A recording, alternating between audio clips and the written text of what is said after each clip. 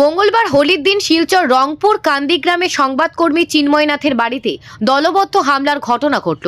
Police ইতিমধ্যেই ঘটনার তদন্তে নেমে দুজনকে আটক করেছে। জানা গেছে আটক করা হয়েছে কান্দিগ্রাম সংলগ্ন শিমুলতলা রাজেশ দাস ও অন্য এক যুবককে। পুলিশ বর্তমানে এদের জিজ্ঞাসাবাদ চালাচ্ছে।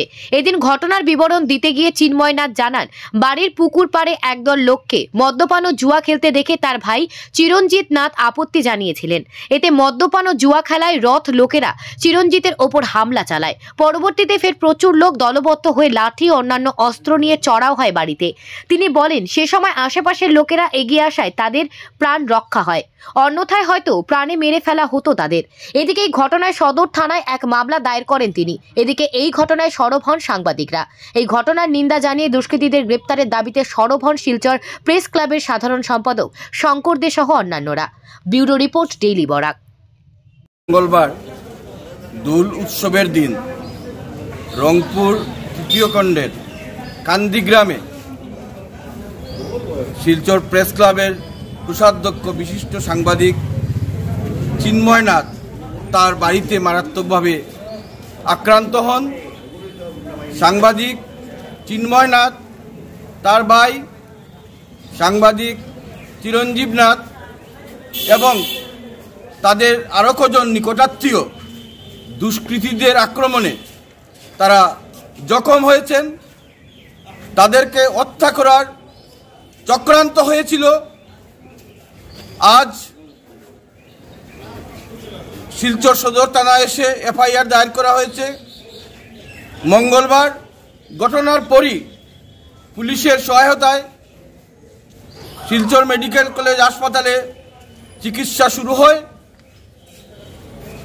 দেখা যাচ্ছে যে দুষ্কৃতিকারীরা ওই অঞ্চলে দীর্ঘদিন ধরে বিভিন্ন অসামাজিক কার্যকলাপের সঙ্গে যুক্ত এবং এমন একটা পর্যায়ে এসে সেটা পৌঁছেছে যে চিন্ময় নাথের বাড়িতে এসে তাদেরকে আক্রমণ করা হয়েছে।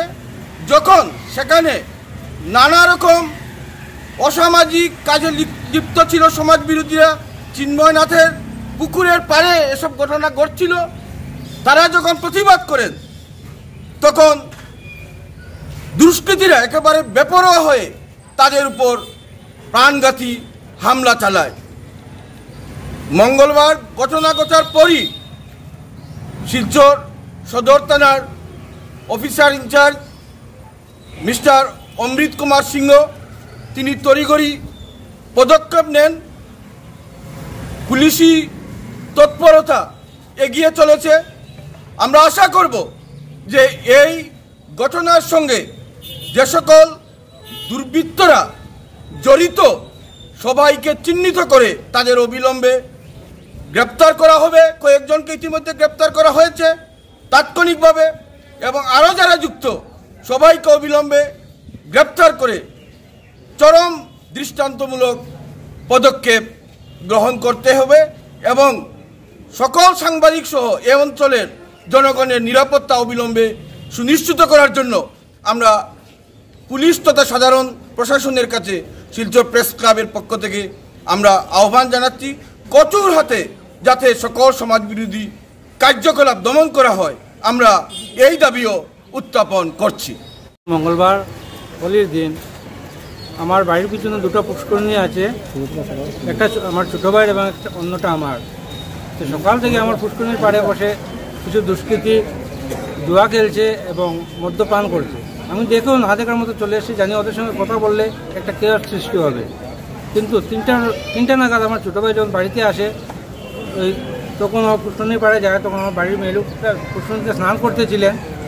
ওরা মদ্যপান করছে, তারপর ঢিলাঢিলি করছে, নানান অশ্লীল ব্যবহার করছে। তার থেকে আমার ছোটো ভাই বাধা দিতে যায় যে সব করা ঠিক নয়, তোমরা কেন জুয়া খেলতে মদ খেলতে চলে যাও। তখন ওরা উল্টো তার উপরে হামলা চালায়, ওকে মদের বোতল দিয়ে মাথাতে মেরে মাথা ফাটিয়ে দেয়। তখন হাল্লা চিৎকার শুনে আমি, আমার ভাই একজন, আমার মামা, আমরা তিনজন দৌড়ে বেরিয়ে যাই ওকে মানে দুষ্কৃতীদের হাত থেকে রক্ষা করতে। কিন্তু ওখানে যাওয়ার সঙ্গে সঙ্গেই ওরা আমার উপরে অ্যাটাক করে, মানে এমনভাবে অ্যাটাক করে 4-5 জন মিলে আমাকে মাটিতে ফেলে মানে উপর থেকে লাথি মারছে, হিট মারছে, এই যে আমার এখানে মেরেছে, মানে ফাটিয়ে দিয়েছে।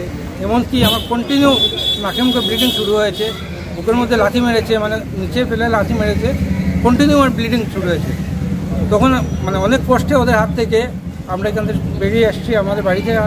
তখন আসার পরে ওরা আরও দলবদ্ধ হয়ে এমনকি আমার বাড়িতে ঢুকে যাবে এরকম অবস্থা করেছে, এবং যাওয়ার সময় বলে গেছে যদি আমরা এটা নিয়ে পুলিশের দ্বারস্থ হই ওরা বাড়ি থেকে এসে আমাদের মেয়ে লোকদের উঠে নিয়ে যাবে।